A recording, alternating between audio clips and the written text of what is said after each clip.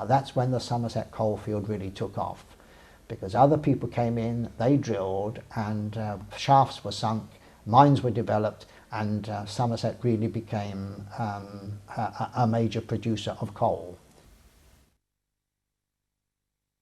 If we go back to 1910, which was the peak year of output, the Somerset coalfield employed something like about 10,000 men and boys.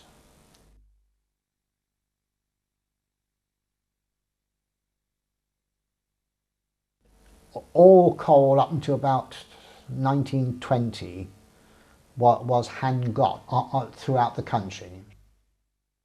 Your normal method of getting coal out is that your miner would undercut the coal with a pick, and he would then make what is called a free face, which he might undercut the coal in front of him by, say, 2 feet or 3 feet, just the length that he could get his pickaxe underneath the coal, so that you then got 2 free faces. The free face that you've undercut and the face of the coal which is in front of you.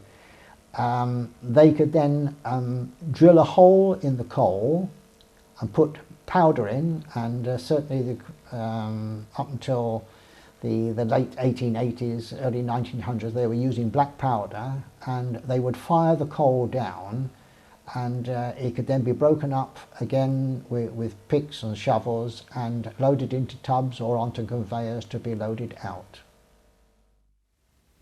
As you can see with this one has got a decent point on. But when you're hammering and bumping, especially if you get working on stone or anything, they'd buckle them up very quick. Oh yeah. And when you wanted another blade, which was quite often, you used to knock the key out. Have another blade, knock the key out, and slip the blade out, and then turn around, put your new one in, and then take your other one up to the blacksmith. And the blacksmith would turn around and dress them for you, and it'll be ready well, the next day. They used to bench, that's what they'd call benching in between the rubbish to get it down. And then when it was too hard, they'd turn around and bore holes in benching and blow it out.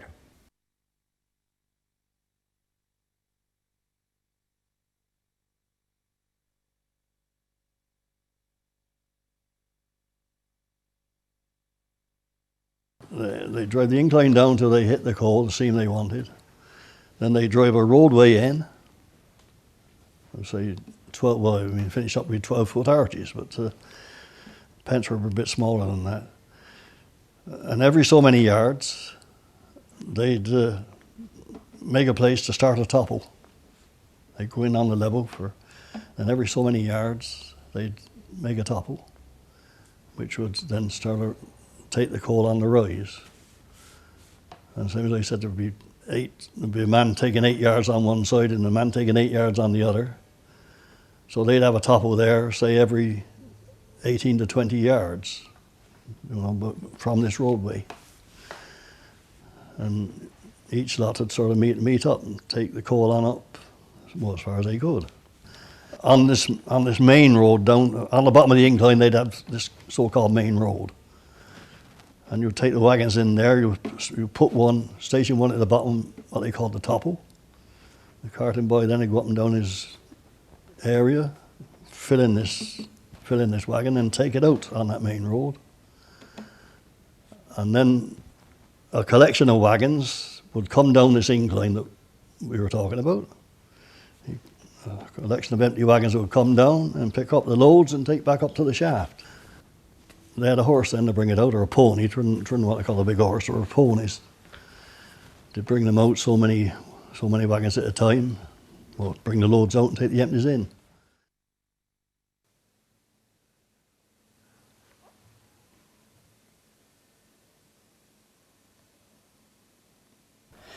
It was an inch rope that you wore around your waist, it was doubled at the back, because not to injure your spine. That was the theory of it. Attached to that was a chain, about 15 inches, like that. And then that was a crook. Now, wearing it, you put it around your waist with the double at the back, and then people say you crawled, but you didn't crawl, you went like a crab on your hands and your toes. And you pulled, you hitched that onto what is called a putt. A putt would hold 100 weight, or anywhere between 100 weight and 100 weight and a half of coal. And you would take the empty putt to where the man was getting the coal, you fill it with coal, and you drag it back out to go onto a wagon to go on to up the shaft. That was around your waist like that. The chain went through your legs and hooked onto the putt behind. Of course, this chain was a lot longer because it went down on the ground more, although you were bent down like this, more or less. And of course, with a strain there all the time, it broke after about a day. You never had no middle in your trousers. So that's My father always used to make my gusset and crook. He used to turn round. This is what they'd call tucking them in. This is the tucks.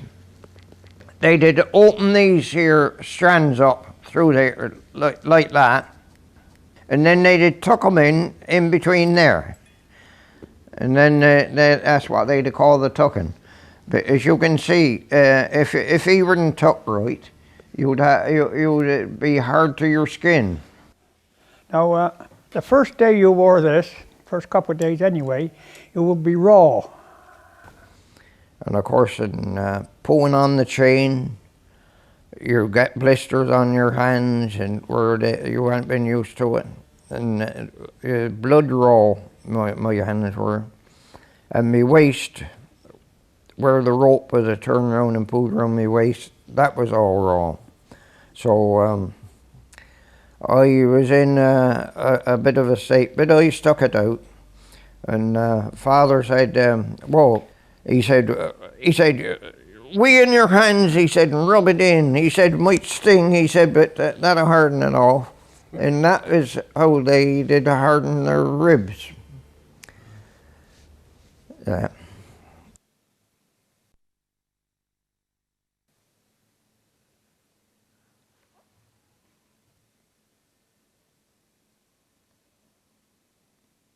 you got so much for going the first 25 yards, and then every 25 yards after that, they pay you a little bit more on the tonnage for that extra distance. As I said, 50 yards up here is nothing, but down there dragging one of those things is quite a long way. Otherwise, that's the gusset and crook. It was considered by some people a cruelty, but to carting boys, it was acceptable. We did it.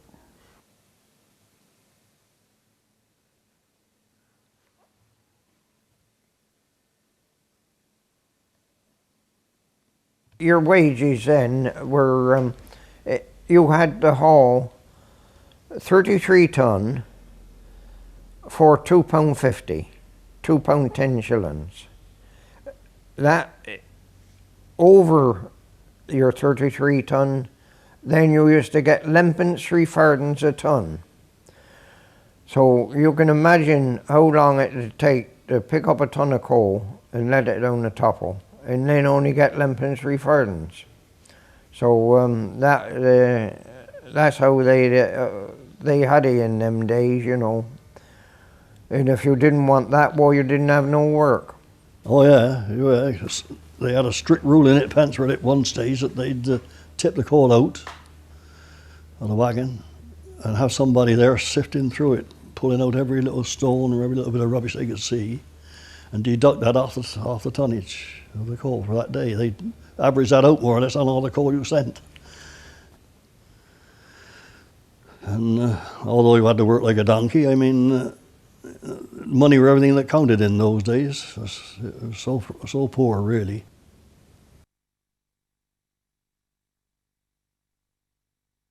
If you look at the regulations, you'll see that a horse must be at least 4-year-old before he's sent underground, and you must not be blind. That's the rules. He's examined by a veterinary surgeon before he's accepted to be work in the mine, and he has to be examined once a year by the vet in any case. They had a good life. They had a good life. They were well looked after by their holier, who would spoil them, rather like if you were taking your dog out for a walk and you're giving it special treats, so that the horse knew which side its bread was buttered on. And I had Toby, and he soon knew me, and he knew your voice, and I'd take him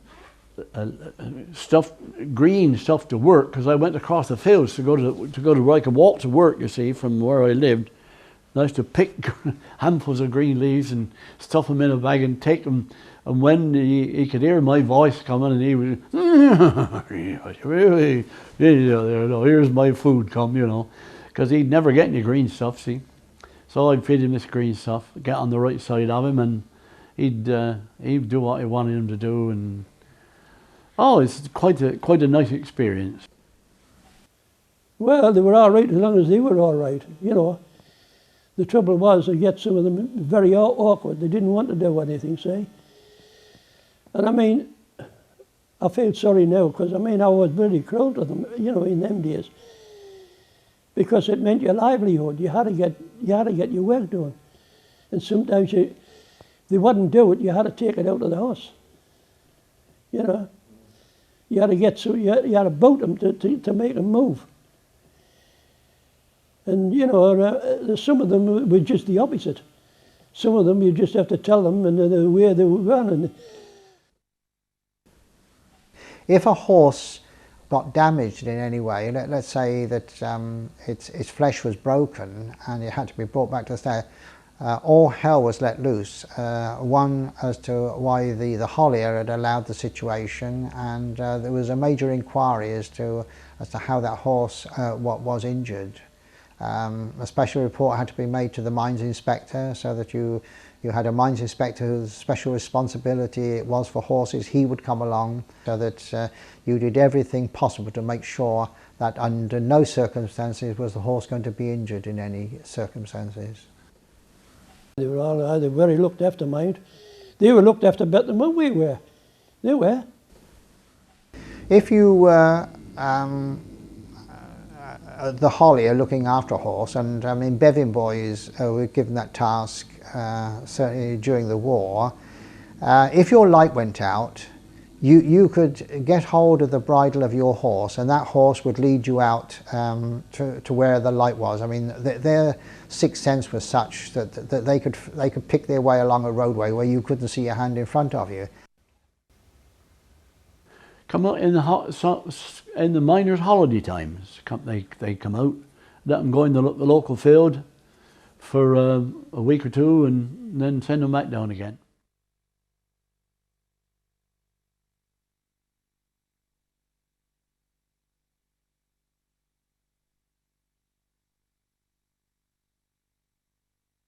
There were places where lighting was more or less mandatory, where you coupled and uncoupled wagons and trucks and all this sort of thing, where you needed some extra light for safety purposes, that would be lit with electric light. And stables were lit, engine houses were lit, but the face work and the face areas weren't lit at all. You took your own light with you.